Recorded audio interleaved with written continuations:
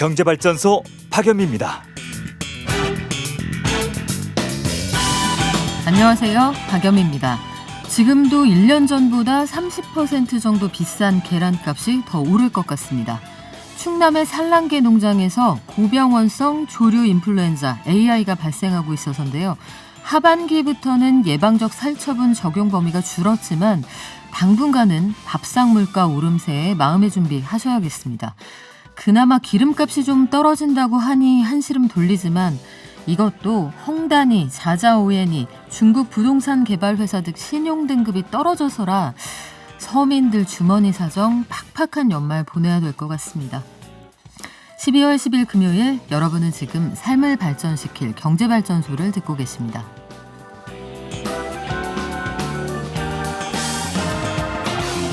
우리나라 인구수가 지난해에 이미 정점을 찍었다 이런 얘기가 나오네요.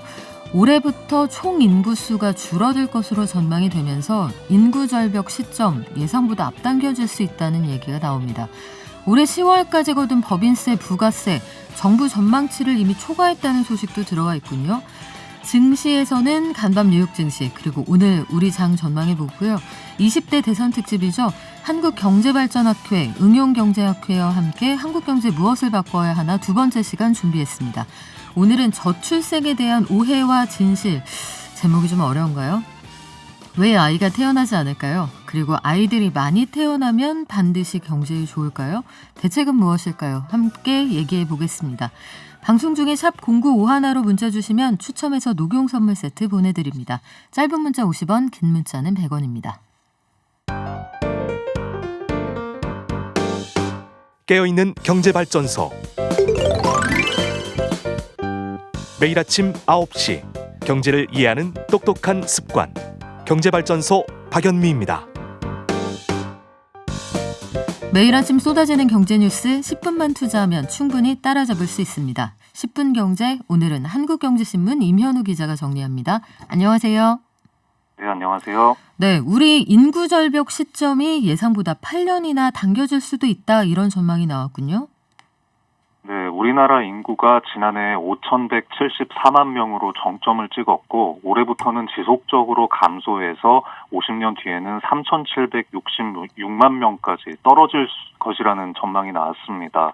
이 총 인구는 국내 거주 외국인까지 포함한 숫자인데 2년 전만 해도 정부는 총인구 감소가 2029년에 시작될 것으로 전망을 했었습니다. 그런데 말씀대로 그 시점이 8년 당겨진 겁니다. 통계청이 어제 발표한 작년 인구 추계 자료에 담긴 내용인데요. 이 작년에 우리나라는 새로 태어난 출생아보다 사망자가 더 많아지는 인구 데드크로스라는 것에 진입한 바 있는데 총인구가 감소하는 것은 올해가 처음입니다. 총인구 감소 속도는 계속 가팔라질 것으로 관측되는데요. 앞으로 10년 동안 매년 6만 명꼴로 줄어서 2030년에는 5,120만 명으로 줄고 또 40년이 더 지나서 2070년이 되면 3,766만 명으로 쪼그라들 것으로 예상됐는데 이것은 1979년의 인구와 맞먹는 수준입니다. 이 인구가 91년 전으로 되돌아간다는 셈이 됩니다. 인구수가 빠르게 줄어들고 있다. 속도가 갑자기 가속된 이유가 있습니까? 네, 통계청은 오랫동안 저출생 추세가 이어진 데다가 코로나19 사태 때문에 혼인 건수도 줄고 외국인의 국내 유입도 위축됐기 때문으로 분석을 했습니다.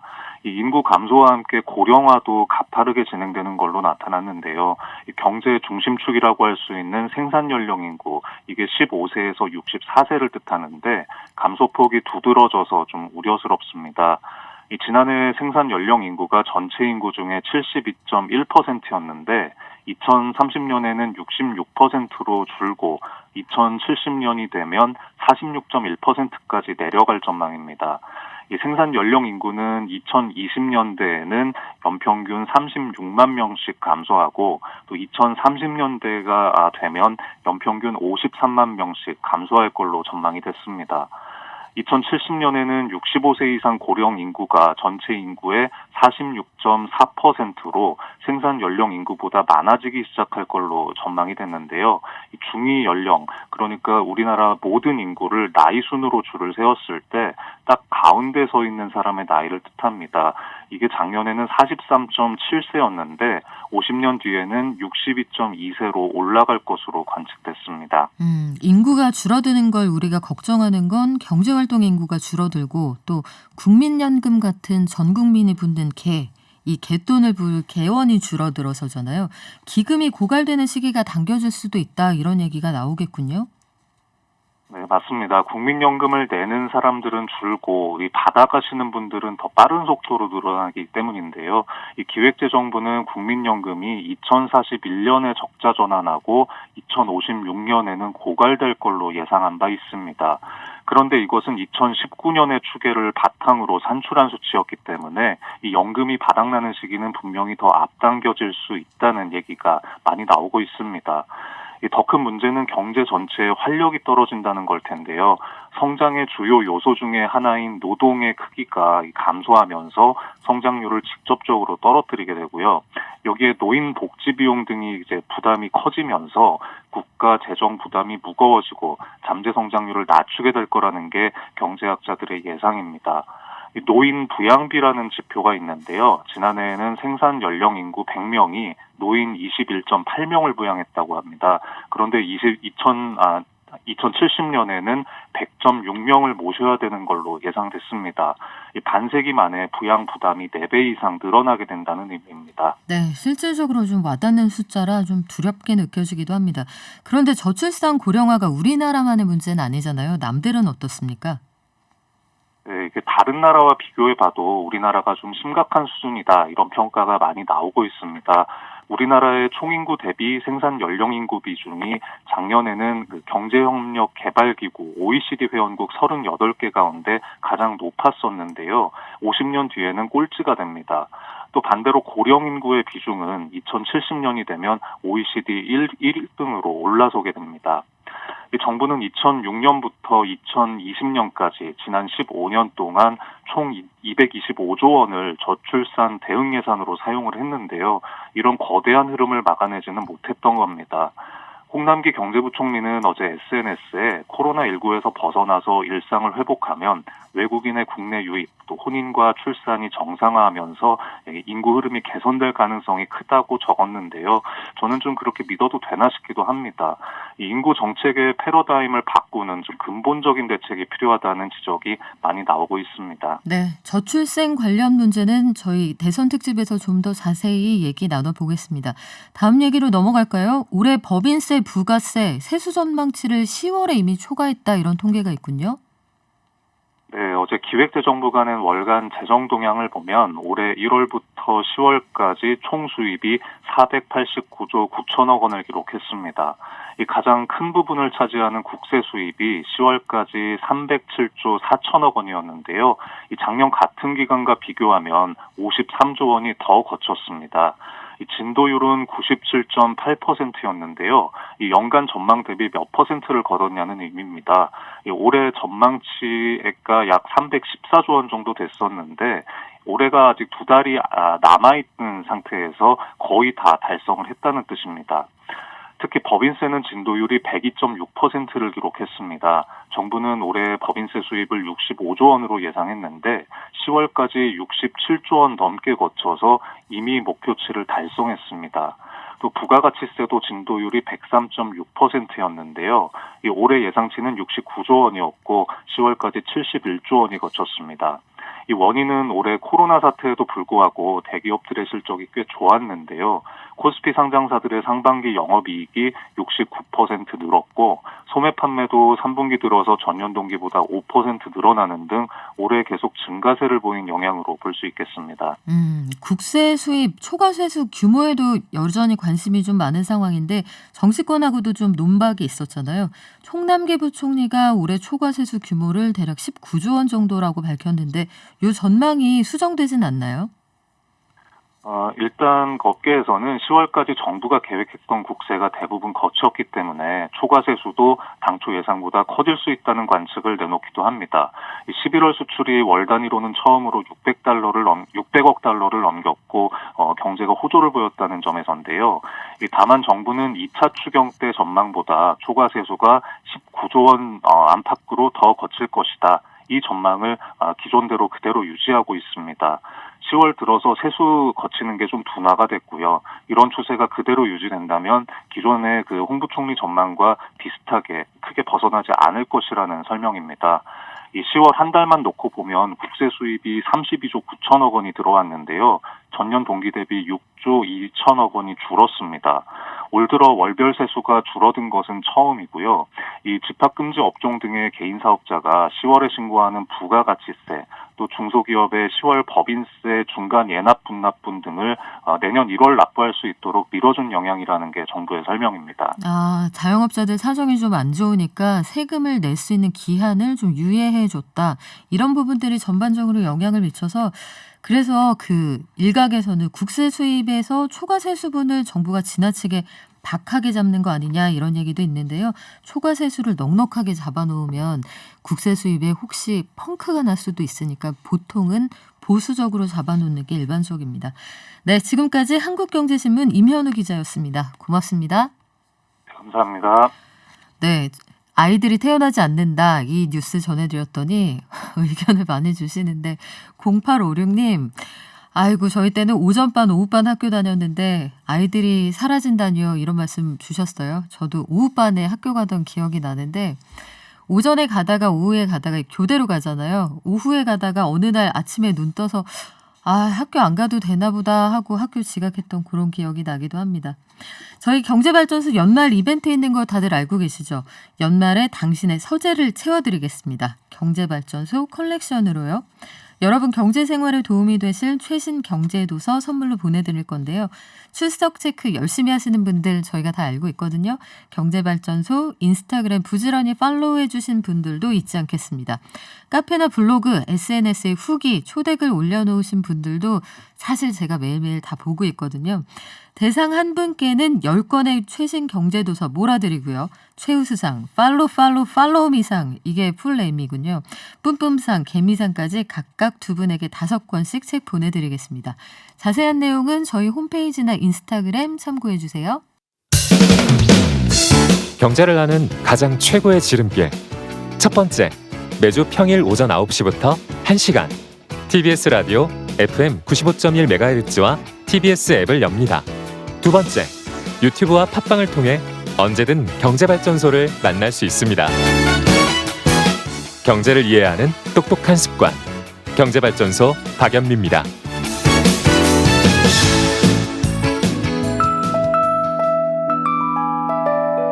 개미 한 마리, 개미 두 마리, 개미 세 마리가 사과를 들고 하나, 둘, 셋. 네, 간밤 뉴욕 증시 그리고 오늘 우리 증시 전망해 보겠습니다. 미래에셋증권 디지털 리서치 팀의 박광남 팀장 연결돼 있습니다. 안녕하세요. 예, 안녕하세요. 네, 간밤 뉴욕 증시 좀 고전했던 모양이네요.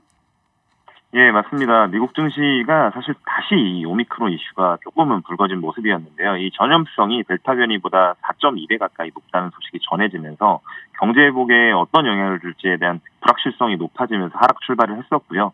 여기에다가 이미 익히 알려진 이슈긴 했지만 헝다그룹 디폴트 이슈가 다시 부각된 점도 일종의 부담으로 작용을 했습니다. 이런 가운데 비트코인 가격의 하락이 지속되면서 기술주 등 관련 종목들에 대한 매물 출회가 이어졌고요. 이것이 나스닥의 낙폭을 확대하게 만들었다라고 말씀드릴 수 있을 것 같습니다. 더불어서 민 주식과 스펙 상장 종목에 대한 이제 미국 SEC의 조사 소식 등도 투자 심리를 위축하는 요인으로 작용을 하면서 러셀 2000 지수도 낙폭을 확대하면서 좀 마감을 했고요. 특히 오늘 미국의 11월 CPI 물가지표가 발표될 예정이고 FOMC 회의가 다음 주를 앞두고 이런 매파적 연준에 대한 부담도 투자 심리를 억누른 요인 중에 하나라고 볼 수 있을 것 같습니다. 네, 저희가 오프닝하면서 서두에 잠깐 말씀드렸는데 중국의 부동산 개발 회사 큰 곳 두 곳에 대해서 국제 신용평가 회사들이 신용 등급을 낮췄습니다. 이건 어떻게 평가하고 계세요? 일단은 헝다그룹 중심으로 좀 말씀을 드리면 될 것 같은데 헝다그룹에 대해서 신용평가사인 피치가 신용등급을 제한적 디폴트 등급으로 하향 조정을 했습니다. 이 제한적 디폴트라는 것은 채무를 불이행하고 있지만 파산 신청과 같은 채권 회수 절차가 개시되지 않고 있는 상태를 의미하기 때문에 실질적인 디폴트가 공식화됐다라고 이해를 하시면 될 것 같아요. 하지만 이 홍다 디폴트 영향이 이제 시장 전반으로 사실 확대될까가 가장 큰 시장의 우려일 텐데 이 가능성은 아직까지는 제한적이라고 좀 보여집니다. 인민은행이 지준율을 인하하면서 유동성 공급에 나서면서 실질적인 노력을 나서고 있고요. 또한 전일에도 인민은행 총재가 홍다 문제는 시장 원칙에 따라서 처리될 것이기 때문에 이제 뭐 시장 논리대로 평가가 될 거다. 근데 이 이야기는 어떻게 보면 시장에서 처리가 된다고 하더라도 시스템적인 리스크로 전이될 가능성이 낮다라고 이야기한 거기도 하다고 보시면 될 것 같고요. 결국에 홍다 문제는 중국 정부가 심리 안정을 위해 여러 가지 선제적인 조치를 취하고 있다는 점에서 시스템적인 리스크 확산 가능성은 좀 작게 보시는 게 좋을 것 같고요. 그리고 상당 부분 사실 좀 선반영돼 왔다라는 점, 그리고 기존의 문제를 일으켰었던 중국의 여러 기업들의 케이스들이 있습니다. 이 상황에서도 자회사의 지분 매각이 먼저 있었고요. 대주주가 그 이후에 사재 출연을 했고, 그 다음에 뭐 지방정부가 개입하는 이런 움직임들이 있었는데, 이번 홍다 케이스도 광둥성 정부에서도 업무팀을 파견했고요. 그리고 리스크 해소위원회 같은 것들을 출범을 했거든요. 그런 이제 중국 특유의 질서 있는 파산 절차가 수행되고 있기 때문에 뭐 리스크기는 하나, 그렇다고 해서 이게 시스템적으로 전이될 가능성 자체를 높게 보고 있지는 않습니다. 네, 지금 말씀하신 시스템적인 리스크라는 게 이게 돈꾼 금융기관들까지 부실화되어서 경제 전반이 어려워질 가능성, 이걸 말씀하시는 거죠? 예, 맞습니다. 현재로서는 그런 가능성은 높지 않고 중국의 은행들은 사실상 정부가 통제하고 있다. 이 부분을 강조해 주신 걸로 이해가 되는데, 가상화폐 시장도 다시 하락세예요? 예, 맞습니다. 사실 이 오미크론, 홍다 등 다른 리스크에도 불구하고 냉정하게 시장의 가장 큰 화두는 역시나 인플레이션이거든요. 이 인플레이션 압력이 여전한 상황에서 미국의 고용지표의 개선세는 계속 나타나고 있습니다. 이렇다면 연쇄적으로 연준의 매파적인 행동을 더욱 부추길 수 있는 환경으로 변화하고 있다라고 보시면 될 것 같습니다. 오늘도 채권금리가 이 오미크론 이슈 때문에 이제 장기금리의 경우는 소폭 되돌림을 주면서 하락하기는 했지만 단기금리는 상승하는 모습을 보였습니다. 단기금리 같은 경우에가 미국의 기준금리와 연동돼서 움직이기 때문에 이 당분간 금리 인상 사이클이 나타날 확률이 굉장히 좀 높아 보이는 환경이라고 생각을 하시면 될 것 같고요. 가상자산 같은 경우에도 대표적인 사실은 위험자산으로 아직 분류가 되고 있고, 이 연준의 긴축 가능성이 부각되면서 연쇄적으로 저희가 우려할 수 있는 게 이제 유동성이 축소되는 부분이죠. 돈이 줄어든다라는 부분, 그리고 여러 국가들이 뭐 관련해서 규제를 강화하는 이벤트들도 좀 있어서 이런 전반적인 심리 악화 요인이 하락을 만들었다라고 좀 보여지고요. 그리고 전일 미 하원 청문회에서도 가상자산 관련 기업들 관계자들을 정부가 불러서 규제 가이드라인을 명확하게 제시해야 된다고 이야기를 했습니다. 그러나 여전히 미국 정부 자체는 모호한 규제 가능성을 좀 보여준 거거든요. 자체 규제에 맡겨놨더니 사실은 어떤 규제가 나올지에 대한 불확실성이 좀 확대된 부분도 영향을 좀 미쳤다라고 생각을 합니다. 그리고 또한 주식시장에서도 유사한 흐름들이 나타난 거예요. 이익이 나오지 않는 고밸류 주식과 민 주식 등 위험자산 중에서도 조금 더 투기성이 짙은 종목군 중심으로 매물이 추매되는 점에 저희가 주목할 필요가 있습니다. 밈 주식이라는 게 그 한동안 특별한 이유가 없는데 SNS 등을 타고 유행처럼 번졌던 투자붐, 여기에 편승했던 그런 주식 말씀하시는 거죠? 네, 맞습니다. 네. 사실은 뭐 실적이나 이익이 담보되지 않고 주가만 상승했던 종목들이라고 볼 수 있을 것 같습니다. 아무래도 높은 밸류에이션을 갖고 있겠죠. 이런 종목들이 이제 아무래도 전반적으로 암호화폐랑 마찬가지로 같이 약세를 보였다는 부분에 저희가 조금 주목할 필요가 있는데, 이게 연쇄적으로 이야기 드린 것처럼 연준의 긴축 가능성에 가장 불리하게 작용할 수 있는 주식군이라는 것, 위험자산군이라는 것에 한번 생각해 볼 필요가 있을 것 같고요. 또 바이든 대통령이 언론을 통해서 오늘 발표될 소비자 물가지수에 대해서 미리 이야기를 했습니다. 최근 가격 하락세가 반영되지 않았다고 발언을 하면서 높게 발표가 될 거라고 얘기를 했어요. 그래서 이게 뭐 내용 자체는 이제는 줄어들 거야 라고 얘기한 거지만 11월 물가지표 자체는 높을 거라는 얘기거든요. 그렇기 때문에 시장이 어떻게 반응할지가 좀 중요할 것 같고요. 중국의 생산자 물가지수가 전년 대비 12.9% 발표되면서 여전히 높은 수치를 기록했지만 전월 대비에는 감소했고, 그다음에 석탄 가격 등 우려 요인들은 좀 낮아졌기 때문에 이 물가 상승 피크아웃 기대도 분명히 좀 있거든요. 그래서 이것들을 복합적으로 보면서 이 시장의 반응을 좀 살펴야 될 것 같습니다. 네, 이런 분위기 속에 우리 장은 어떻게 출발했습니까? 예, 우리나라 시장도 사실 이 미국 시장의 변동성 확대 영향에 하락 출발을 좀 했고요. 그리고 어제 선물 옵션 만기일에 동시호가에서 대략 코스피 기준으로 한 0.4% 가까이 좀 강세를 보였어요. 저는 그런 것들에 대한 되돌림이 좀 나타나고 있다고 보시면 될 것 같습니다. 다만 조금 긍정적인 부분은 이 외국인들의 선물 매수세가 연속적으로 나타나고 있기 때문에 내년 우리나라에 대한 외국인들의 시각 자체는 아직까지는 긍정적으로 판단된다 정도로 보시면 될 것 같고요. 시장 전반적으로 좀 약세를 보이는 형국이라고 말씀드리면 정리가 될 것 같습니다. 네, 지금까지 미래에셋증권 디지털 리서치팀의 박광남 팀장이었습니다. 고맙습니다. 감사합니다.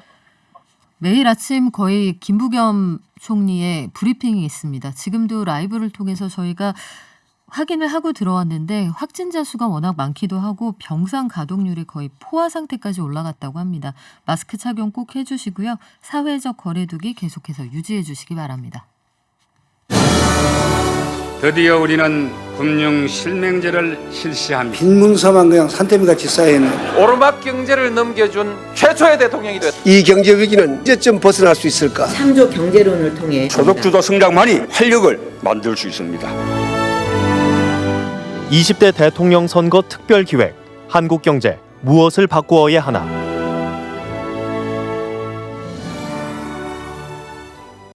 네, 저희가 대선 특집으로 지난주부터 매주 금요일에 9차례에 거쳐서 한국 경제의 고민을 같이 짚어보고 있는데요.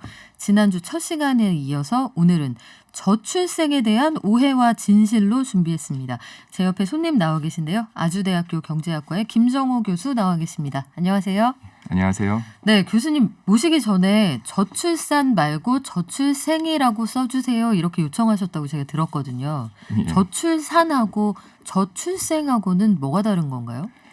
예, 저출산 그러면 아무래도 신체적인 어떤 사건을 나타내다 보니까 마치 자녀를 낳고 기르는 것이 여성만의 일이라고 좀 생각하는 경향이 있는 것 같아서요. 아무래도 성중립적인 표현을 쓰는 것이 좋겠다고 생각을 했습니다. 아, 출산이라고 하면 특정 성별에 국한된 이벤트 같이 느껴지니 출생이라는 사회적인 현상에 초점을 맞춰야 한다. 저도 이거 처음으로 생각해 본 문제인데 이 두뇌 가려운 데를 좀 긁어주신 그런 느낌이었어요. 통계를 먼저 좀 말씀을 드릴게요. 2018년 기준으로 선진국 클럽이라고 하는 경제협력개발기구 OECD 국가들의 평균 합계 출산율이 1.63명입니다. 이게 여성 한 명이 가임기에 평생 낳을 것으로 예상되는 아이의 수인데 우리나라는 같은 기간에 0.98명. 그러니까 한 명도 낳지 않는 경우가 있다는 얘기고요. 세계 처음으로 0명대 국가가 됐다고 합니다. 이런 상황이 경제엔 어떤 영향을 미칠까요? 그리고 걱정된다고 하는데 우리가 할 수 있는 건 뭘까요? 자, 우리가 통계를 먼저 알려드렸는데 출산율이 급격하게 하락하고 있다는 말씀을 계속 드리게 되거든요. 이게 얼마나 심각한 수준인 겁니까? 지난 50년 넘게 우리나라는 이제 출산율이 계속 하락해 왔는데요. 그러다가 2000년대 들어서는 1.3명 이하로 해서 초저출산 현상이라고 저출생 현상 이렇게 말씀을 많이 하셨는데 그 이후로도 출산율이 이렇게 올라가진 않고 계속 또 하락해서 작년에는 0.84명까지 이렇게 떨어졌거든요. 그 출산율이 한 명이 이하가 된다는 것은 이제 부모 세대보다 자녀 세대 인구가 절반이 안 된다는 뜻이고요. 그런 현상이 계속 몇십 년 유지가 되면 한 세대만 해도 인구가 절반으로 줄어드는 그런 상황이 올 수도 있습니다. 인구가 줄어든다. 그냥 직관적으로 생각하기에는 일할 사람이 부족하다. 그리고 학교에도 아이가 없고 뭔가를 사 먹을 수 있는 식당에도 손님이 없고 그냥 그런 식으로 생각이 되거든요. 이걸 흔히 말하는 생산 가능 인구의 감소 이렇게 연결해서 이해를 해도 좋을까요? 예, 맞습니다. 인구 감소가 된다는 것은 이제 여러 가지 의미가 있는데요. 그 중에서 지금 이제 출산율 하락하는 것은 아무래도 20년 후에 또 경제활동을 할 수 있는 인구가 줄어든다는 의미가 되거든요. 그래서 경제활동 인구가 줄어든다라고 보실 수 있습니다. 우리나라가 1960년대부터 80년대까지 근 20여 년에 걸쳐서 출산 억제 정책을 펼쳐왔잖아요. 제가 아직도 생각나는 게 한 명씩만 낳아도 팔도강사는 만원 버스 뭐 이런 포스터가 있었던 걸로 기억이 납니다.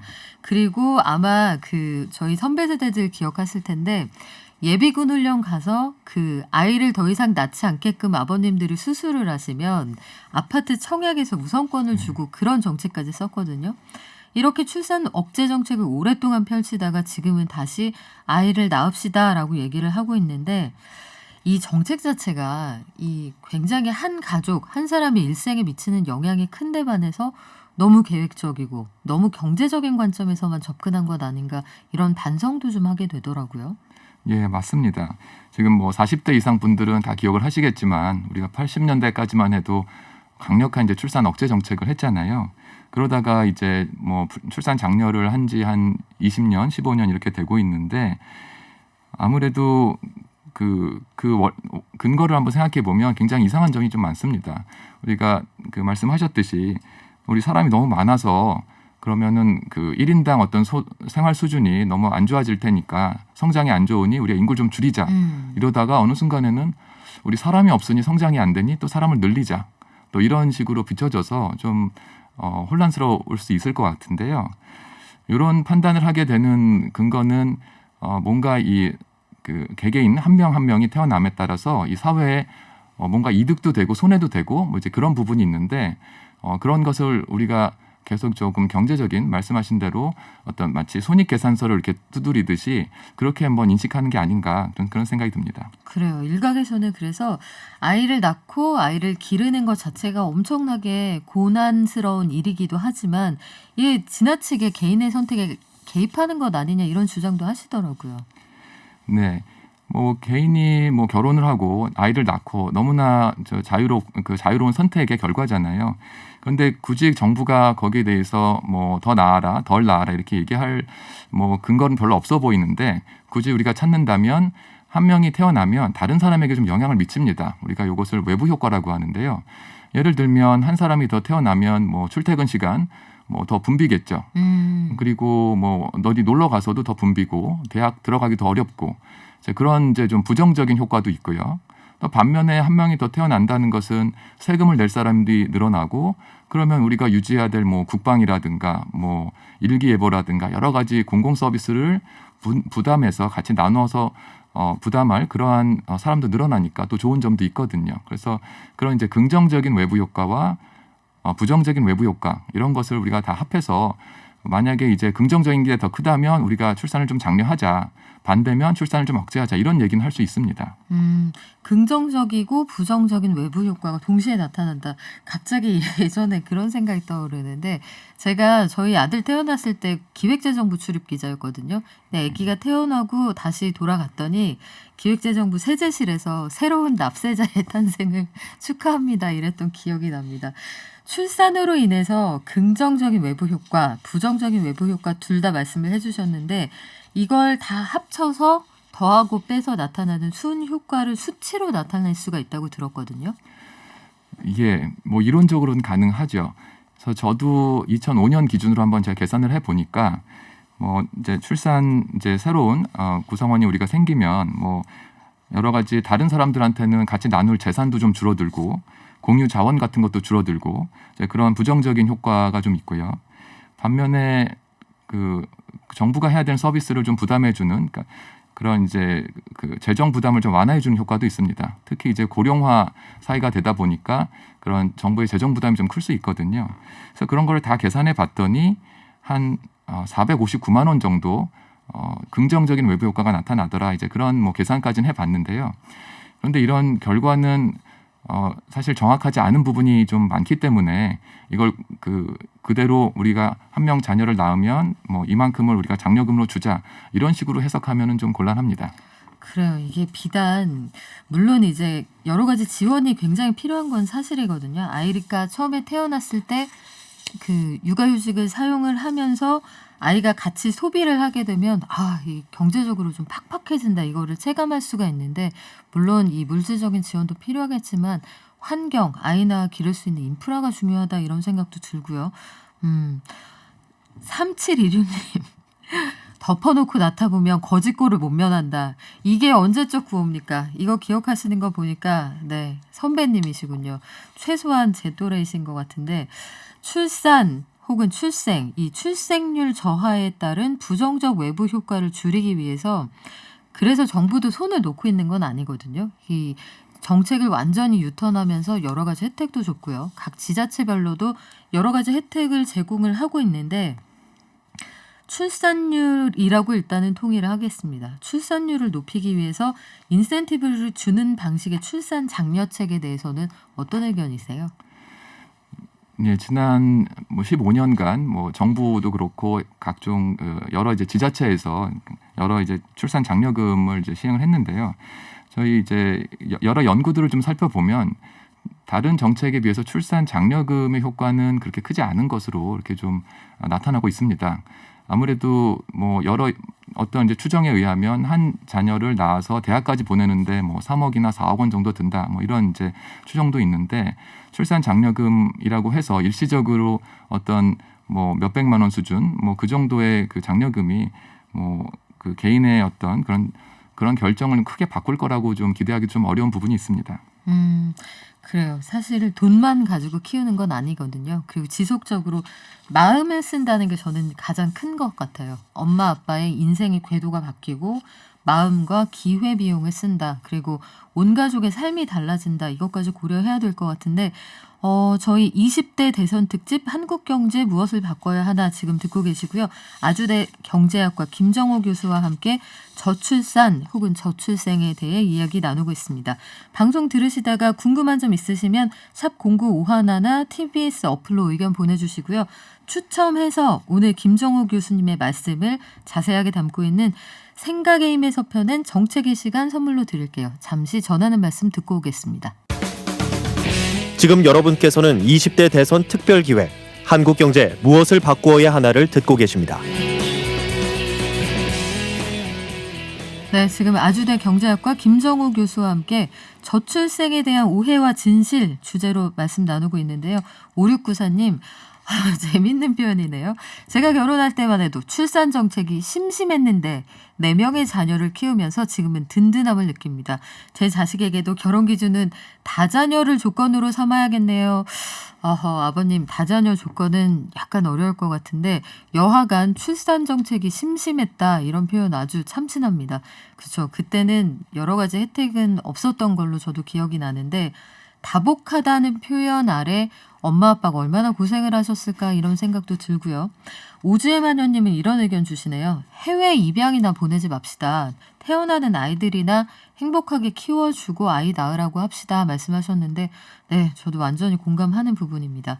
자, 우리 본론으로 돌아가서 교수님께서는 출산 장려금이나 이런 현금성, 일회성 지원이 별로 도움이 안 됐다고 말씀하셨어요. 그런데 이거라도 하는 게 일단 나아서 하긴 하는 거거든요. 그러니까 뾰족하게 어떤 걸 좀 지원을 해야 실질적으로 인구가 감소하는 속도를 좀 줄일 수 있을까 이런 것들 고민하게 되는데 그럼 어떻게 해야 돼요, 교수님? 예, 그 저출생 현상에 대해서 사회적인 우려가 굉장히 많았고요. 현재도 그런데 우리가 그 저출생 문제에 대해서 왜 고민을 하는지, 뭘 걱정을 하는지에 대해서 좀 생각을 해봐야 된다고 좀 생각합니다. 단순히 그 출산율을 좀 높이는 그런 것이 중요한 것인지, 아니면 자녀를 낳아서 기르기 어려운 환경을 개선하는 것이 더 중요한 것인지 이런 거를 좀 생각해봐야 되는데요. 사실 지금 우리가 그 낮은 출산율에 대해서 걱정하는 이유 중에 가장 큰 부분은 인구 구조의 고령화라고 생각을 합니다. 아무래도 그 젊은 인구에 비해서 노년층 인구가 이제 많이 늘어날 것이기 때문에 그러다 보면 국가 이제 재정적인 측면에서 많은 부담이 좀 가중될 수 있거든요. 그래서 이제 그런 부분에 대해서 우리가 걱정을 한다면 좀 다른 식으로 우리 문제를 좀 풀어야 되지 않을까 생각을 합니다. 다른 방식 어떤 게 있을까 우리 구체적으로 한번 고민을 해볼게요. 저출산, 대책 결혼할 때마다 지금 말씀하신 것처럼 고령 사회다. 우리는 너무나 빠르게 늙어가고 있다라는 부분을 아주 위기감의 포인트로 언급을 하는 분들이 많습니다. 사회연금은 대부분 보면 이렇게 돼 있잖아요. 안 아픈 젊은 사람들이 건강보험료를 좀 넉넉하게 내서 좀 편찮으시고 더 이상 건강보험료를 안 내셔도 되는 분들을 도와드리는 십시일반의 구조랄지 또 국민연금도 마찬가지고요. 이런 것들의 사회적인 근간이 무너진다 해서 걱정이 많이 되는 건데 생산 가능 인구 대 부양 인구 비율 이거는 아까 서두에도 말씀드렸지만 100명이 이제 100명 이상을 한 명씩 등에 업어야 하는 시대가 오고 있잖아요. 이런 거에 대한 긴장감은 현실적인 고민이 아닐까 싶어요. 예, 맞습니다. 지난 말씀하신 대로 우리가 전체 인구를 통상 생산 가능 인구와 그 외 인구로 좀 나누는데요. 생산 가능 인구는 이제 15에서 64세까지 인구를 좀 말하고 나머지 인구를 우리가 이제 부양 인구라고 해서 그 비율을 좀 보고 있는데 50년 전에는 그 생산 가능 인구 10명이 9명을 이제 부양하는 그런 구조였다면 지금은 4명을 부양하는 구조이고요. 50년 뒤에는 한 12명 정도를 부양해야 되는 이제 그런 상황이 됩니다. 그러니까 지난 50년, 앞으로 50년, 이 100년의 기간 중에서 지금이 제일 좋은 시기인 거죠. 그런 이제 구조 면에서. 그렇군요. 예. 그런데 우리는 지금이 굉장히 좋은 시기라고 느끼지 못하거든요. 그럼에도 불구하고 지금이 상대적으로 수치상 괜찮은 시기이다 이 얘기를 하셨는데 앞으로 생산 가능 인구, 저축률이 늘어나고 자본이 쌓이면서 경제를 촉진하던 이 과거하고는 분명히 다른 세상을 만나게 될 거예요. 우리가 새롭게 만나게 되는 요 세상의 모습은 어떻게 될까요? 예, 인구 어제 이제 통계청에서도 발표가 있었지만 앞으로 50년을 보면 인구 자체가 이제 좀 감소할 것으로 보이고 그보다 더 중요한 것은 이제 인구의 연령 구조가 이렇게 고령화가 된다는 것인데요. 아무래도 고령화가 이렇게 진행이 되면 생산 가능 인구가 줄어들다 보니까 경제 전체 어떤 크기는 좀 줄어들고 또 재정적으로 이제 부양을 해야 되는 즉 여러 가지 연금이라든가 사회보장 제도를 운영을 해야 되는 이제 재원이 필요한데 재원을 낼 사람은 줄어들고 그 수혜를 받은 사람은 이제 늘어나고 이제 그런 상황이 돼서 재정적인 좀 악화가 될 것으로 좀 보입니다. 그래서 성장 측면에서는 좀 부정적인 영향이 있는 건 맞고요. 근데 이제 인구 감소 자체는 1인당 소득 수준 기준으로 보면은 뭐 긍정적인 부분도 있거든요. 그러니까 인구 규모 자체가 줄어든다는 것에 대해서 우리가 걱정할 필요는 없고 다만 이제 인구 구조가 고령화된다는 문제는 거기에 대해서는 우리가 그런 이제 부정적인 효과를 좀 완화하는 그런 정책이 필요한 거죠. 그럼 예컨대 어떤 정책을 내놓을 수 있습니까? 예, 고령화 문제는 발생하는 이유는 반대로 우리가 지난 50년 동안 고령화 혜택을 받기 때문에 그렇습니다. 고령화가 아니라 반대죠. 그러니까 인구 전체가 좀 젊어진 그런 효과를 받기 때문에 그 반대 작용으로 이제 고령화를 어쩔 수 없이 경험하게 되는 거고요. 그 해결책으로 고령화를 멈출 수는 없는 거죠. 뭐 기대 수명이 늘어나고 이런 것은 뭐 우리에겐 축복이니까요. 그렇다고 출생률을 높여야 된다. 그것도 사실 좀 말이 안 됩니다. 지금 저출생이라고 해서 걱정을 하지만 통계청 자료를 봐도 우리가 지금 예상하는 출산율에서 한 0.2명을 더 평균적으로 올린다고 해도 해마다 부양비가 크게 바뀌지 않거든요. 뭐 한 100명당 116명에서 몇 명 정도만 줄어드는 수준이어서 이 출산율을 가지고 해결할 수는 없는 거다. 일단 그 생각을 좀 해야 될 것 같습니다. 출산율로 해결할 수는 없다. 산업구조의 변화 이런 것들 두루 고려해야 된다는 말씀인데 0902님 저희 식구시죠? 자주 의견 주시는데 오늘 그런 말씀해 주시네요. 교수님과 생각이 비슷하신 것 같은데 출생률 낮아지고 인구 줄어드는 게 산업구조가 달라지고 일자리가 줄어드는 걸 생각하면 무조건 나쁘다고 할 수는 없지 않을까요? 이런 의견 주셨습니다.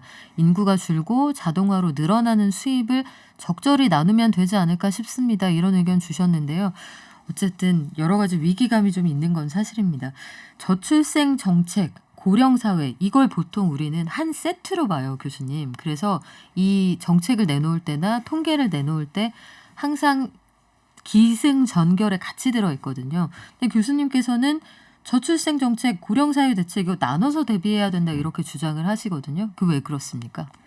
예, 말씀드린 대로 출산율이 조금 올라간다고 해서 이 고령화의 어떤 파도를 넘을 수 있는 그런 수준이 되지 않거든요. 이제 그런 문제가 있고 고령화 문제는 우리에게 닥친 엄연한 현실이긴 한데 이것을 막는다기보다는 여기에 대응해야 되는 문제입니다. 그러니까 우리 여러 가지 경제 발전을 통해서 나타난 현상이거든요. 그러다 보니까 경제의 어떤 효율성을 좀 올린다든가 아니면 고령화의 문제를 완화하는 그러니까 제가 생각하기에 고령화의 문제는 그 자체보다는 지금 우리가 갖고 있는 사회 문제를 더 가중화시키는 문제가 있거든요. 그러니까 지금 소득 분배가 굉장히 좀 안 좋은 상황인데 고령화가 되면 노인 또 빈곤 문제가 있고 또 성장 측면에서도 여러 가지 성장률이 둔화되고 있는데 고령화로 인해서 또 성장률이 더 둔화되는 측면이 있거든요.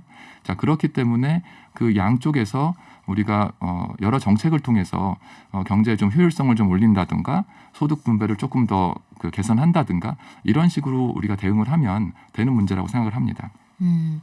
저출생 이 문제에 대해서도 의견이 참 분분합니다. 구름바다님, 수치는 나왔는데 저출생으로 노인이 늘어나는 추세라면 전체 비중에서 누군가는 모자란 부분을 채워야 하니 저출생 문제를 고민하는 거 아니겠습니까? 맞습니다. 공감하고요.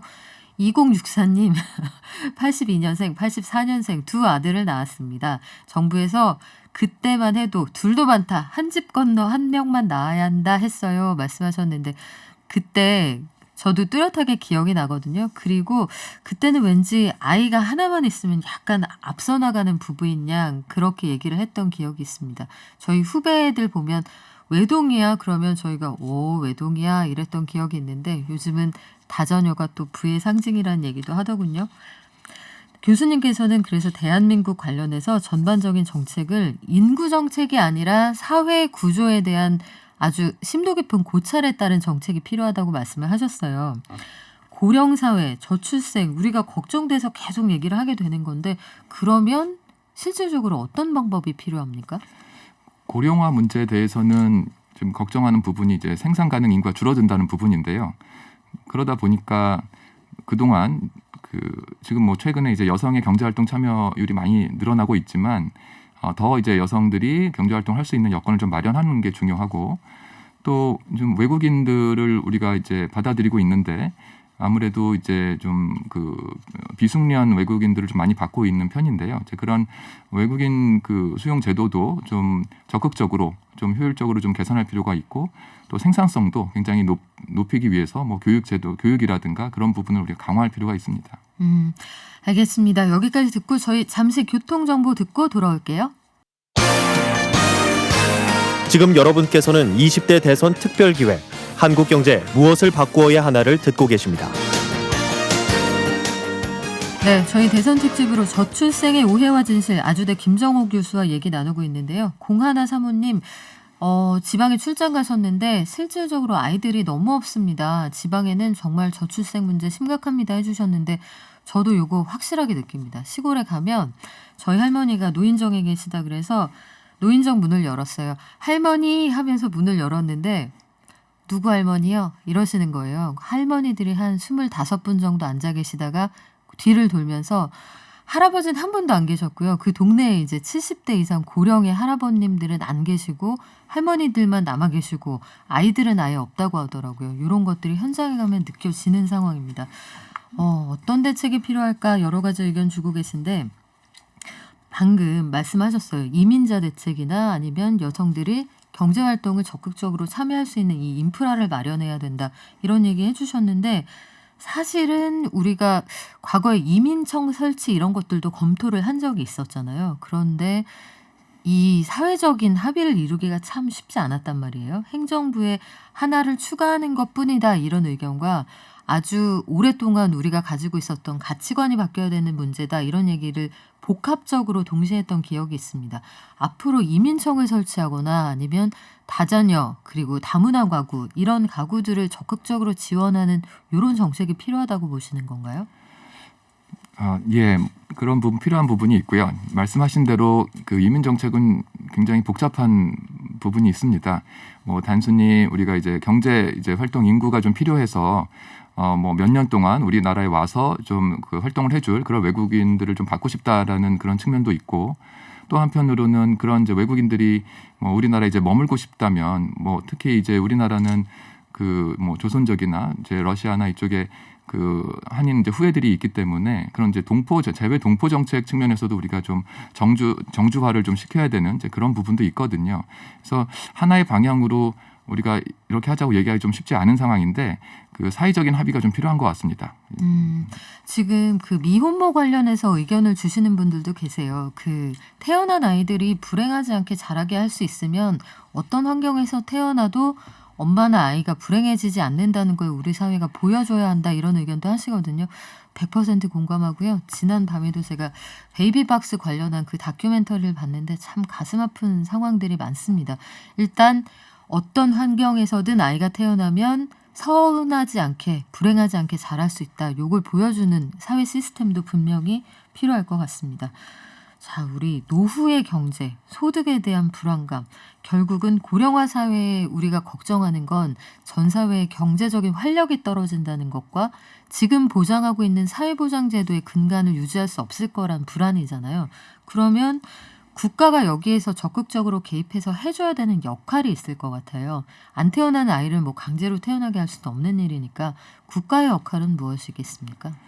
예, 아무래도 이 고령화 현상으로 인해서 그 소득 어떤 격차라든가 이제 그런 부분이 좀 더 커질 수 있는 부분이 있는데요.